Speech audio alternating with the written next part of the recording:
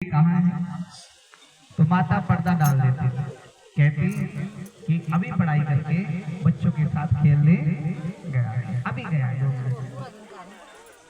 तो उनको लगा शायद सच बोलती हूँ। और गुण निधि के जो पिता थे वो राजा के घर में ज्योतिषी थे, पंडित थे।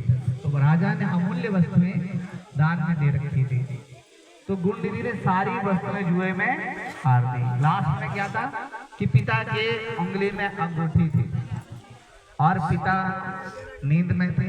धीरे धीरे धीरे धीरे अंगूठी को उतार कर गुण निधि ने वो भी जुए में हार दी। एक दिन वो पूजा से घर लौट रहे थे और जिसके पास हारी थी उसकी उंगली में अपनी अंगूठी को देख लिया, क्योंकि राजाओं की जो वस्तुएं होती थी उनमें मोहर लगी होती थी।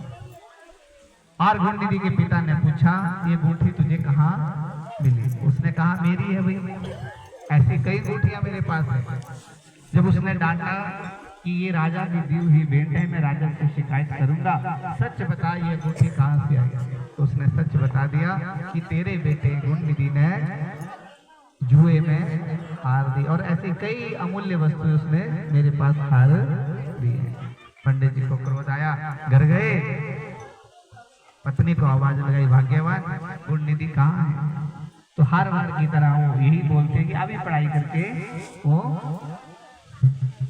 खेलने गया। कहते मेरी अंगूठी कहाँ है? अब माता को तो पता ना कि बेच दी है। उसने कहा यही रखी होगी, अभी काम में व्यस्त हूँ, बाद में ढूंढ दूंगी। पति ने कहा, कुलशनी, पिता की करने के बेटे की करने में पर्दा डालने वाली अंगूठी को छोड़, जो अमूल्य वस्तुएं घर में हैं उन सभी को ले लिया। तो लाए कहाँ है? वो तो सारी बेच दी। पिता ने तुरंत तर्पण करके जीते जी गुण निधि का श्राद्ध कर दिया। बोलो सांचे दरबार, त्याग किया। अब गुण निधि रोए, भटके, इधर उधर जाए, लेकिन उसको कोई भी आसरा ना दे, क्योंकि कुकर्म मार्ग पे चल पड़ा। चलते चलते जब भूख लगी तो गिर गया, बेहोश हो गया, फिर उठा और उठा तो क्या देखा? कुछ भक्त भोले शंकर के दरबार में पूजा अर्चना के लिए जा रहे हैं और वो दिन कौन सा था? शिवरात्रि का। बोलो सांचे दरबार की। तो अनजाने में रह के गुण निधि की व्रत कौन सा हो गया? शिवरात्रि का। रात्रि को भक्तों ने भोले शंकर के दरबार में कीर्तन किया और नृत्य किया और वो देखे कि जब ये दरबार से जाएं, जब सो जाएं, तब जो भी आगे चढ़ा हुआ है फल फ्रूट जो भी है उसको मैं उठा के खा लूंगा। गुण निधि ने ऐसा सोचा। जब आधी रात्रि हुई तो सारे भक्त सो गए और गुण निधि ने क्या किया? दरबार में गया और अपने कपड़ा फाड़ा।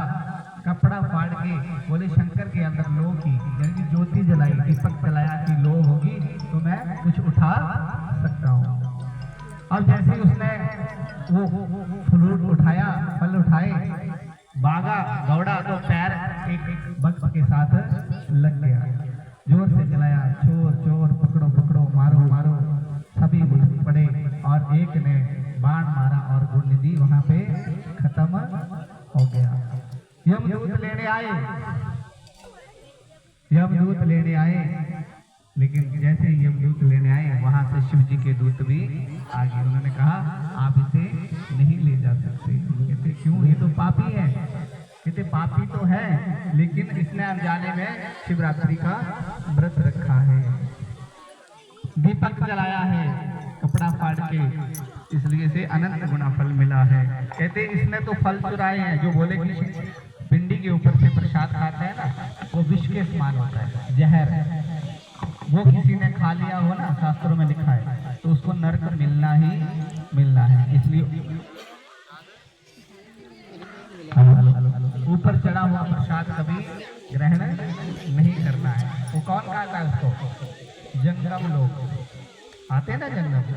और जंगम कैसे पैदा हुए? जब भोले शंकर के ऊपर का चढ़ा हुआ प्रसाद किसी ने नहीं खाया तो कहा कि आपका चढ़ा हुआ प्रसाद कौन ग्रहण करेगा? अरे ये ऐसा ही व्यर्थ जाएगा। तो भोले शंकर ने अपनी जंगा को चीर कर जंगम पैदा किए। बोलो सांचे दरबार जय। कहते उनको वरदान दिया कि मेरे ऊपर चढ़ा हुआ प्रसाद सिर्फ यही लोग खा